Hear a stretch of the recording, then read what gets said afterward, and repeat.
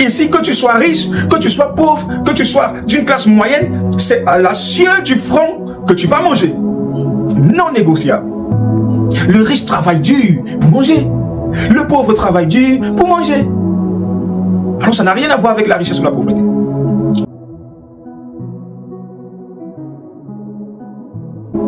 Bien-aimé, chaque fois que tu vas retirer l'option travail de la vie d'un être humain, cette personne aura l'impression de ne servir à rien et de n'avoir aucune valeur sur cette terre.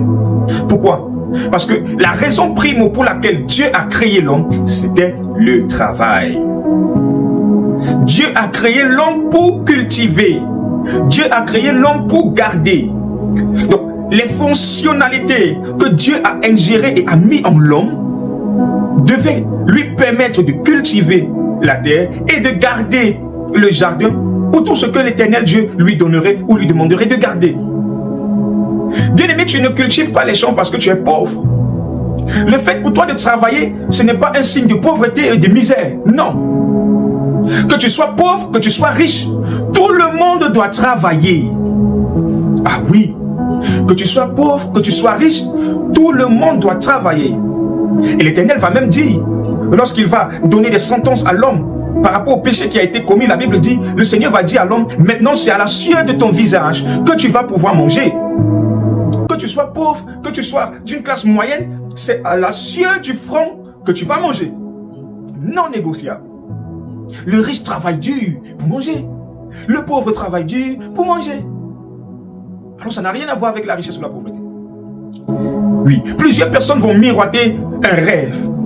Certaines personnes vont regarder des télé-réalités et des films qui vont leur laisser croire qu'il faut atteindre un certain niveau où on s'assoit à la maison, on ne fait plus rien pendant des mois et des mois. Tout ce qu'on fait, c'est demander aux serviteurs, fais ci pour moi, fais ça pour moi, et s'asseoir et manger, et se tremper les pieds dans l'eau, dans des produits, passer le temps à se faire des make-up, des maquillages, des soins de peau, ainsi de suite. Non! Bien aimé, lorsque tu auras fait cela pendant un mois consécutif, pendant 2 mois, ton corps va sentir qu'il y a un problème. Il faut faire quelque chose.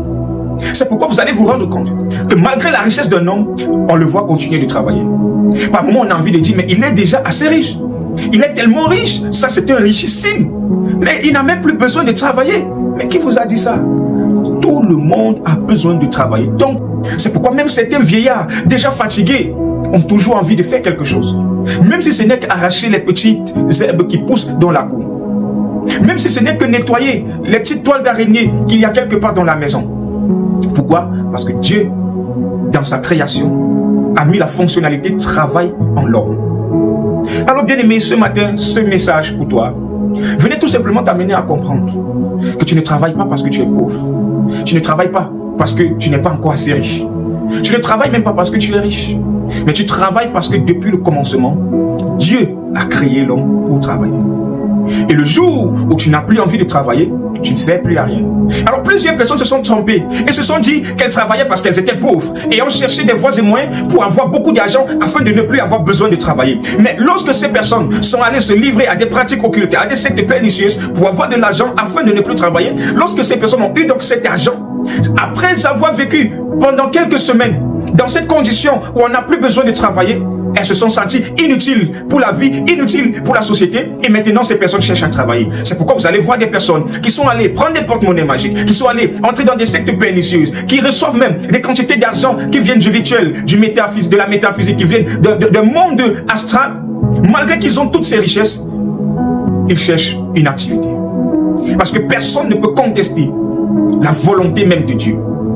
Et la volonté de Dieu, c'est que tout homme vivant sur la terre soit en train de travailler, de faire quelque chose, soit de garder. Vous allez vous rendre compte qu'à un moment, lorsqu'on vieillit, le rôle des vieux, c'est de garder les valeurs de la famille, garder les propriétés de la famille, garder les personnes de la famille. En tout cas, ils ont un rôle de gardien.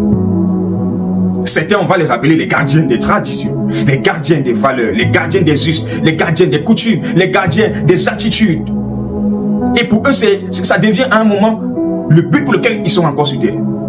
Et jusqu'à ce qu'ils transmettent cette charge de gardiennage à quelqu'un d'autre. Alors bien aimé dans le Seigneur, lorsque tu es jeune, tu dois travailler. Que tu sois riche, que tu sois pauvre, que tu sois de la classe moyenne, si tu es jeune, tu dois travailler dur. Et si tu es vieux, tu dois garder. protéger, conserver, mettre en sécurité ce que tu as fait lorsque tu étais jeune ou même ce que les jeunes qui sont devant toi sont en train de faire.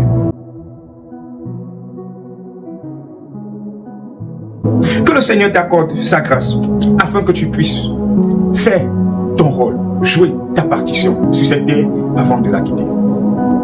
Je prie maintenant que la main de l'Éternel t'accompagne pendant que tu es en train de travailler, pendant que tu es en train de bosser, que le Seigneur t'accorde sa bénédiction, qu'il bénisse l'œuvre de tes mains, qu'il bénisse ce que tu fais au nom de Jésus.